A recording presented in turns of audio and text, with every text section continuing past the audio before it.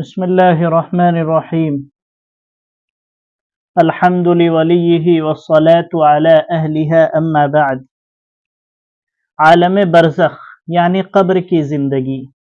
قرآن پاک اور حضور اکرم صلی اللہ علیہ وسلم کی احادیث میں ذکر کردہ تفصیلات کے مطابق انسانی زندگی کے 4 مراحل ہیں۔ پہلا مرحلہ عالم ارواح، جہاں وہ ماں کے پیٹ میں آنے سے پہلے تک رہتا ہے۔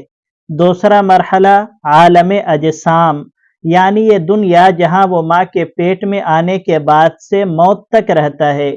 تیسرا مرحلہ عالم برزخ، یعنی دنیا و آخرت کے درمیان کا عالم، جہاں اسے موت سے لے کر قیامت آنے تک رہنا ہے۔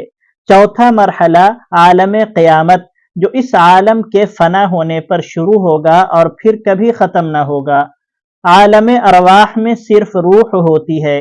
عالم اجسام میں روح کے ساتھ جسم بھی ہوتا ہے۔ عالم برزخ میں محققین کے قول کے مطابق عام لوگوں کی محض روح ہوتی ہے اور جسم ختم ہو جاتا ہے۔ ہاں، خاص بندوں کے جسم بھی محفوظ رہتے ہیں، جیسے انبیاء، اولیاء، شہداء۔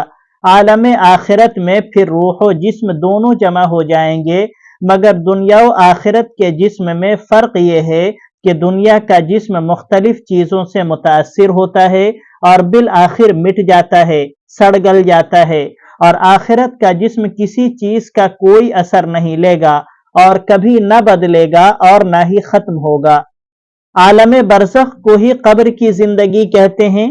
اس زندگی کا حاصل یہ ہے کہ اس دنیا میں کیے گئے اعمال کے مطابق آخرت میں انسان کے ساتھ جو معاملہ ہونا ہے، اس کا ہلکا سا نمونہ و سلسلہ قبر سے ہی شروع ہو جاتا ہے۔ اسی لیے حضور اکرم صلی اللہ علیہ وسلم نے فرمایا ہے، قبر جہنم کے گڑھوں میں سے ایک گڑھا یا جنت کے باغات میں سے ایک باغ ہے۔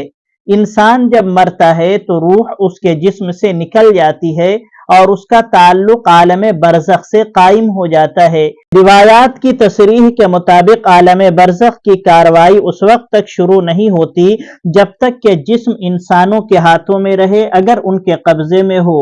جب ان کے ہاتھ سے نکل جاتا ہے تو یہ کاروائی شروع ہوتی ہے۔ اسی لیے تاکید ہے کہ مردہ کے غسل اور کفن و دفن میں جلدی کرنی چاہیے۔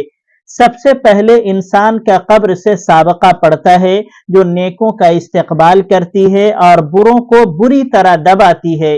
پھر 2 فرشتے جو منکر اور نکیر کہلاتے ہیں آ کر 3 اصولی سوال کرتے ہیں: دنیا میں رب کس کو جانا، دین کون سا اختیار کیا، اور محمد صلی اللہ علیہ وسلم کے متعلق کیا کہتے ہو؟ مومن کے جوابات ان کے حق میں صاف ہیں اور کافر لا علمی کا اظہار کرتا ہے۔ پھر مومن اگر بدعمل رہا ہے تو کچھ نہ کچھ سختی ضرور ہوتی ہے، مگر کافر کے مقابلے میں اس کا معاملہ ہلکا رہتا ہے۔ کافر کے لیے سخت مصیبت یہیں سے شروع ہو جاتی ہے۔ نیک مومن سے کہا جاتا ہے، ٹھاٹ سے سو، اب قیامت میں اٹھنا، اور قبر نہایت آرام دہ اور تا حد نظر کشادہ کر دی جاتی ہے۔ جنت کی ایک کھڑکی اس میں کھول دی جاتی ہے، جنت کا لباس و بستر اس کو مہیا کیا جاتا ہے، اور صبح و شام اسے جنت میں ملنے والا ٹھکانہ دکھایا جاتا ہے۔ اگر کچھ برے کام کیے ہوتے ہیں تو ان کی سزا بھی ملتی ہے، مگر اس کے کیے ہوئے نیک اعمال اسے تکلیف سے بچاتے بھی ہیں۔ قبر میں ہی جہنم بھی دکھائی جاتی ہے کہ اس سے بچ گئے۔ بعد میں مرنے والوں کی ارواح سے بھی ملاقات ہوتی ہے، ان سے بعد کے حالات کی دریافت ہوتی ہے۔ کافر کے ساتھ سخت سے سخت معاملہ ہوتا ہے۔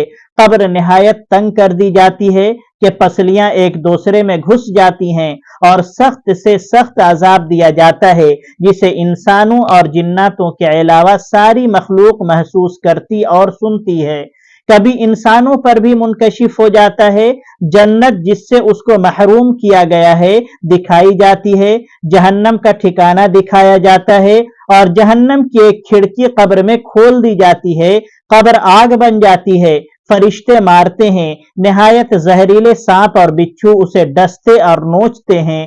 جو مومن بدعمل ہوتا ہے، نماز روزہ وغیرہ سے دور ہوتا ہے، اسی قسم کے عذاب کا سامنا اس کو بھی کرنا ہوتا ہے، البتہ کافر سے ہلکا عذاب ہوتا ہے۔ اللہ تعالی ہم سب کو عذاب قبر سے بچائے۔ وصلی اللہ تعالی علی خیر خلقہ محمد وآلہ وصحبہ اجمعین وبارک وسلم.